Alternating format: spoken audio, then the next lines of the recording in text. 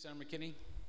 Thank you, Mr. President. Mr. President, I rise in support of the amendment and will try, it is 2 o'clock in the morning, to be and keep my remarks brief.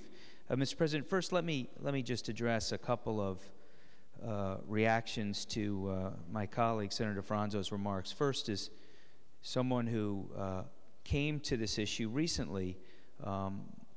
Let me state for my own self that this was not about Cheshire or New Britain. In fact, I remember a conversation I had with Representative Cafaro, the House leader, the very day we learned that our state Supreme Court ruled part of our persistent felony offender statute as unconstitutional. And it was then that we realized we as a legislature were going to have to address that issue and correct that flaw in our persistent felony offender. And we believed then, and we have continued to argue, that this is the right measure with respect to a third violent felony conviction. Second, I think after listening to Senator Franzo, perhaps there's an impression that this is an either-or amendment or offer, and it is not. All of the investments, all of there is quite a bit of money that's being spent here. That still is retained. This amendment doesn't strike that. All of the good work of the underlying bill about going after the first-time offender, the second-time offender, is all part of the bill. We're not changing that. We've supported that. But we actually are saying that when we make those investments on behalf of the people of the state of Connecticut, to make them safer, to go after the first and second offense, to try to prevent them, that after we make those investments, we actually owe it to the people of the state of Connecticut that when someone has engaged in a lifetime of violent felony crime, a third time, that those investments, haven't worked for those people, and we owe it to the people of the state of Connecticut to mete out the proper punishment. Part of what we do here is set punishment for crime. I've never suggested, nor have I heard anyone suggest, that passage of this amendment would stop all crime. Of course not. At the same time, I don't understand the argument that, well, since it's the third violent felony, it's too little too late. Well, someone who commits a murder, for the family of the person who's been murdered, it's too late. But we still punish that person. We can never bring the person back. But we as a society say there should be punishment.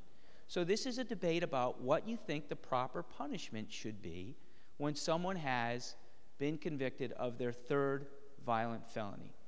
And I will just point out that one of the reasons why I came to this conclusion about taking discretion away and having a mandatory sentence for the third violent felony is that when we all submitted ideas to the Judiciary Committee, the Office of Fiscal Analysis came back on our proposal, the Senate Republican Caucus proposal, and said that on average over the last 5 years, there have been 100, I think it's 103 in the fiscal note, but 100 people have left our prison system after serving their sentence for a third violent felony.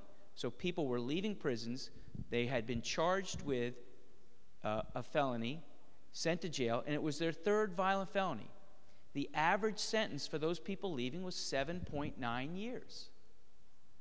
So we believe that in instances where people have been before judges who have been convicted of their third violent crime, they have not been punished as severely as we believe they should have. And that the judges have shown that track record. So do we take discretion away from them? Not in the first instance, not in the second instance, but we think on the third, that's too many. So that's really what this is about. One more quick point, because I think I've heard both sides of this argument from those who oppose this amendment, but I think Senator Franzo said this wouldn't affect a lot of people. If that's true, then it won't clog the courts either. But Again, the fiscal note said that there were, on average, 100 people leaving our prisons for their third violent felony. Even if you assumed that all of them would be charged under this law and all of them convicted, that's on average over the last 5 years would have been 100 people a year in our jails. And I think those are the numbers at the fiscal note, and we should talk about those. So again, without getting into, and we could, I guess we did this last time we debated this, name different crimes, and we could come up with an example of something a scenario that might not want to warrant a lifetime sentence, and I can certainly, I think, come up with a number of repeat crimes that would shock the conscience so that almost anyone would say that person deserves to be in jail for life. I think the bottom line is we have a debate here about what we as policymakers set as punishment for crime. That's part of what we do.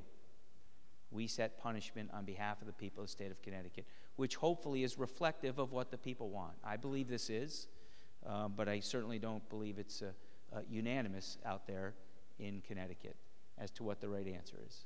But I do believe the majority of the people do support this.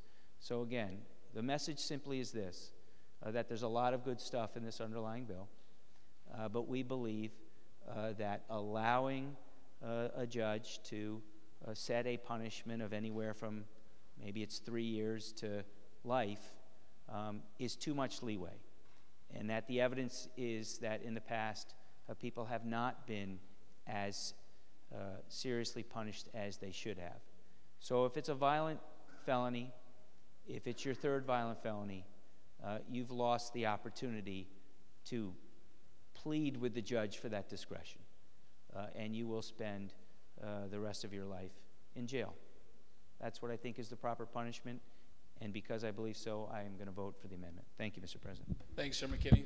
Senator Looney.